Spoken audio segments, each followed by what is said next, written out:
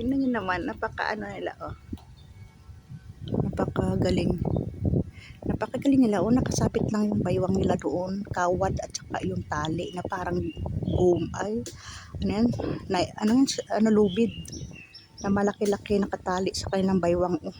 Tapos nakatayo sila dyan sa may kuwan. Pinutol nila ang kuwan, pero bago nila pinutol, nakakawit na.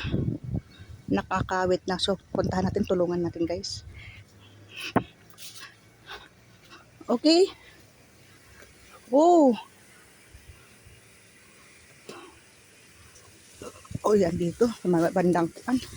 Wow, masyaallah.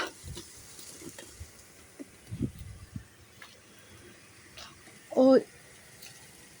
Okay, slowly. Oh, wala. Okay. Nako. Okay. Okay, pull. Yan. Ito, guys, yan. Tingnan mo, nakatatlo na siya, oh. Pupunta sana ako sa labas para mag-harvest ng mga dates. Yan. Ito yung aking tray, pero puntahan ko na rin sa labas. Kasi gusto ko rin mag-harvest ng mga dates. Punta tayo. Just wait, ha? I come back.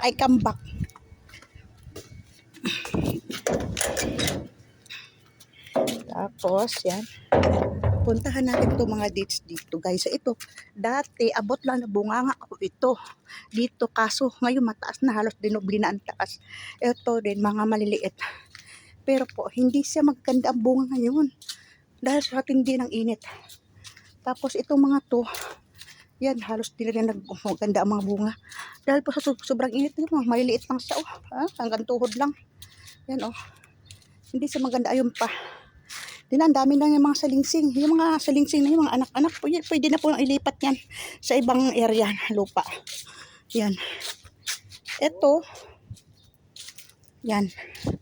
Ito to. Okay, just wait, I coming. Ayan, tingnan niyo po. Andun pa yung iba, oh. Yan. 1 minute coming. Ayan. Tinatawag niya ako para tulungan ko raw siya, tanggalin ko. Okay. Oh. Dito,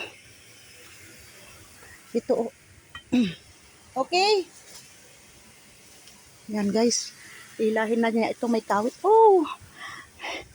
Yan, nakakaapat na siya, oh. Nakakatuwa. Napakatamis niya, grabe. Hindi po yan bulok, ha. Yung mga brown na yan, hindi po yan bulok. Yan po ay hinog na. Hindi po yan bulok. Yan po ay habang tumatagal, lalong sumasarap.